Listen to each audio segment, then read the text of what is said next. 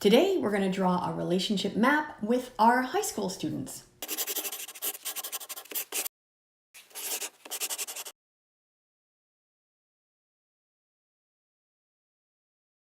Hi, I'm Nadine Thornhill. Welcome to Save Sex Ed. This is my series where I teach every sex education module from Ontario's 2015 Health and Phys Ed curriculum. So if you don't know about the series, then you can click the I and find out more about it. Also, if you're new to the channel, why don't you go ahead and click the subscribe button? It's down below, and click the bell so you get notifications every time I post. The Health and Phys Ed curriculum outlined the following learning objectives for grade 10 and grade 11. Explain how being in an exclusive relationship with another person affects them and their relationship with others. Demonstrate an understanding of how relationships develop through various stages and describe the skills and strategies needed to maintain a satisfactory relationship as the relationship evolves. Today we're going to do something called relationship mapping. So for this activity, you are going to need newsprint or flip chart paper. You will need some markers, or you can do this activity on a smartboard if you have one. On your newsprint or your smartboard, you're going to create 3 columns. So there may be a lot of writing in the columns, so try to make them as large as possible. And the first learning objective talks about exclusive relationships, so we're going to start there. In the center column at the top, write the word monogamous. Now ask the group, what are some positive aspects of a monogamous relationship, and capture their answers by writing it under the heading monogamous. Some answers may include feelings of security, building trust, feeling cherished, important, or loved. It may demonstrate commitment. It allows you to feel like you are your partner's priority. It can be a way of building intimacy between partners. Now, these are just examples of responses you might get. There are lots of others, but write them all down in a list underneath the heading monogamous. Now, discuss the fact that a lot of people make the assumption that monogamy or exclusive relationships are the ideal or the best type of relationship structure. Okay, you don't have to write anything down for this part, but things that may come up are things like, if you were monogamous, you're going to see a lot of examples of monogamy represented, in media, in literature, and just, around you. Also, monogamy is validated in our society because it is institutionalized as marriage, and people who are married enjoy a lot of social, legal, and financial benefits that people in other relationship structures may not. However, the downside can be that those of us who choose to be in monogamous, romantic, or sexual relationships may not spend a lot of time thinking about what we want our monogamy to look like, because it's sort of presented to us as the default. We aren't really encouraged to think about it consciously very much. Furthermore, a lot of us may not be aware that there are other relationship structures that can be, just as valuable and just as healthy and just as beneficial.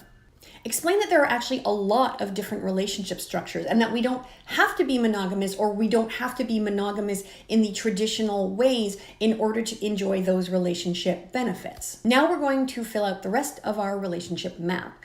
In reality, there are, literally as many possible relationship structures as there are humans or humans in relationships. But for the purposes of this exercise, we are going to write asexual relationship in one column, and we are going to write poly relationship in the other column. Next, you're going to ask your class or group what they think these 2 terms mean. Now, as I just said, in reality, asexual relationships and poly relationships can take on many, many, many forms, but for the sake of simplicity and the exercise, we will define them thusly. In an asexual relationship, we're talking about a situation where one or both partners are not interested in having sex. In a poly relationship, we're talking about a situation where the people involved have consented to having other sexual or romantic partners at the same time, and everyone is aware of that arrangement. Look at the list of benefits that you've identified for monogamy, and then ask your class or group, how could you realize those same benefits in these other relationship structures? So, for example, in a poly relationship, in order to build trust, you may need complete honesty and transparency from your partner in terms of their other partners. You may need to sit down with your partner, and negotiate and discuss what is and isn't okay for you in terms of how they engage with those other partners. And you may need to know that you can come back to that discussion anytime if you find that your feelings have changed or your needs have changed.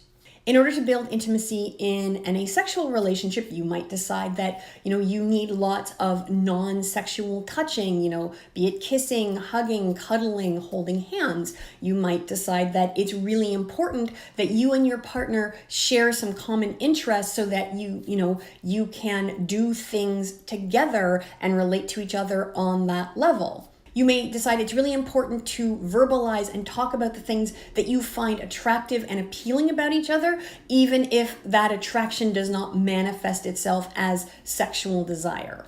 So that is what we would call a healthy relationship map. So for the next part of the activity, you're going to take a fresh sheet of paper or a new blank smartboard screen, and again, you are going to make the 3 columns. Explain to your class or group that relationship styles not rooted in monogamy are often assumed to be inherently more problematic or inherently more less healthy. But in reality, any relationship structure can be unhealthy or negative depending on how the people involved approach it. So you're going to use the same 3 relationship structures you used for the positive map, but this time we are going to start with one of the relationships that is not a monogamous romantic sexual relationship. So let's say this time we're going to start with poly. So you're going to write poly as the heading for the middle column. Now ask your class or group, what are some of the challenges or unhealthy relationship features that they might expect to see in a poly relationship? You can also start with asexual, and I say to start there because it's usually really easy for youth to come up with all kinds of reasons that a poly relationship or an asexual relationship just can't work. For our purposes, we are going to start with poly. So ask your class or group, what are some challenging or unhealthy behaviors or feelings they might expect to see or experience in a poly relationship? So some answers might include things like feeling jealous or insecure, spending so much time with, sexual or romantic partners that they don't have enough time for, schoolwork or extracurricular activities, or spending time with other people like their friends. A risk of contracting an STI, not feeling as special or important as they might expect to feel in a monogamous relationship. So now, again, we are going to look at how some of those same issues and those same behaviors could present themselves in the other 2 relationship styles. For example, there are many people who feel jealous or neglected in monogamous relationships. They might see that their partner is attracted to another person, or their partner may have, a different interest or hobby that takes time away from the relationship. In terms of STIs, practicing safer sex is something that we still need to think about in monogamous relationships. And as for monogamous relationships, many people find they can be just as emotionally and time-consuming as other relationship structures, and that balancing that relationship with their other commitments and their other relationships can still be a challenge. So you're going to do that for both poly and asexual, and once you have filled out your sheet, you're going to ask your class or group, what are some ways that we can deal with these relationship challenges? If we're feeling jealous, we can talk to our partners about why we're feeling insecure and seek reassurance, or maybe renegotiate some aspect of our relationship so that we feel more comfortable. Maintaining open, honest communication, again, can help us feel a lot more secure in our relationships and a lot more comfortable. Deciding how you want to practice safer sex and what you need, and discussing that with your partner, is an important part of reducing your risk of STIs if that is a concern. And setting aside specific time to do things like homework, or go to your job, or spend time with friends and family can really help you find that balance between your very exciting, very alluring relationship and the rest of your life. conclude by explaining that healthy relationships can exist within many different structures. And if we're considering entering a relationship, it's important to think about what we need, to think about how we will communicate those needs to a partner, to think about, whether or not that partner can meet the needs that we have, and whether or not we feel like we can meet the needs that our partner has. Finally, it's important to remember that whether we're monogamous or we have multiple partners or we don't want to be in a sexual relationship, or even if we don't want a romantic style relationship at all, very rarely can one relationship or one person serve all of our human needs. By the time our kids are teenagers, they generally need some space to explore different types of relationships, be those, friendships, relationships with teammates, or, romantic sexual type relationships. As parents, we can still be there for them as supports. And as parents or caregivers, we still have a right to set some boundaries, particularly when it comes to, expectations of what happens in our own home. For example, I'm the kind of parent who, when my son becomes sexually active with a partner, which I hope will still be at least a few years from now, I will probably prefer that he and his partner have sex in my house, because I feel like that's safer than them just randomly going off and doing it somewhere. I can have the safer sex products right there and available to them. You might be the kind of parent who's like, no, I do not even want my kid having sex, and there's no way I'm going to let them do it in my house. And it's your house or your home, and you are allowed to set those boundaries. So talk to your kids about what your boundaries and expectations are. If your teen is in a relationship, try to remain open to any conversations they may want to have with you about that relationship. And if they don't come to you, you can initiate, some conversations just by asking them, hey, how are things going in your relationship? Or, what's your relationship like?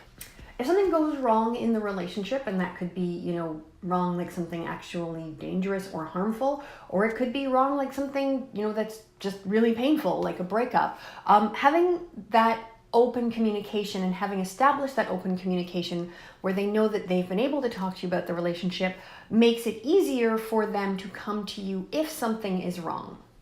And if they do come to you with their relationship struggles or problems, again, you can be their support person, have their back, listen to anything they want to tell you, ask them how you can help and how you can support them, make them their favorite meal and just be there for them while they process whatever it is they're going through.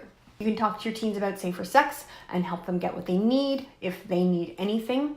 And I encourage doing this even if you do not love the idea of your kid being sexually active, because as parents, our kids may do things that we don't like, but I think that most of us certainly don't want our children to get sick or, have to deal with something as potentially life-altering as an unintended pregnancy as a consequence of doing something that we don't like. And finally, talk to your teen about the importance of consent and have that discussion with them regardless of their gender. And when you're having the discussion, I really encourage you to talk about consent, not just as a technicality, like you have to hear the word yes in order to, have sex with a partner, but really talking to them about the importance of everyone who's involved in sexual activity really wanting to be involved in that sexual activity. And now your questions, not your questions like questions you're asking me, questions that you can ask your teens. You know how this works by now.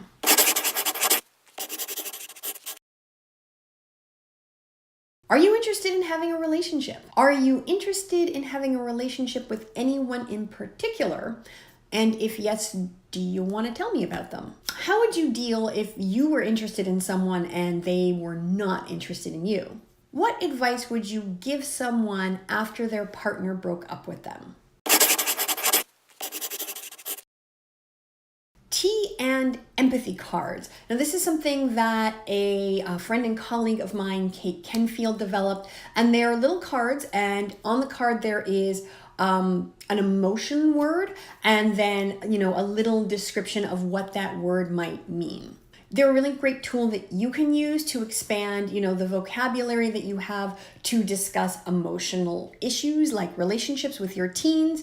And it can be a really great tool for them if they are, struggling to describe accurately how they might be feeling within a relationship or about a relationship. The book S.E.X by Heather Corinna. So Heather is the founder of the website Scarletine, which I talk about all the time in this series. She also has a book, and it's a book all about, sexuality and relationships and bodies and, things that teens and young adults are going through. The book is geared towards teens, so you can certainly buy it and give it to your teen.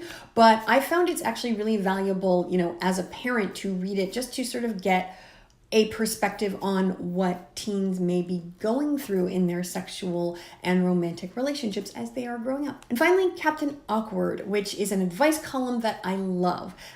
It's just really fun to read. Captain Awkward is, a fantastic writer, and your teens can read it and, get some insight into lots of different relationship structures, challenges that can arise in relationships and how to resolve those challenges. And also Captain Awkward is just like a cool sex positive, queer positive person. So yay. In the comments below, let me know what relationship style works for you. None is a valid answer. For me, thus far, sexual monogamy has been working, but I am open to the possibility that someday I might want something else. That's all for now. I hope you have a great day, and I will see you soon. Bye.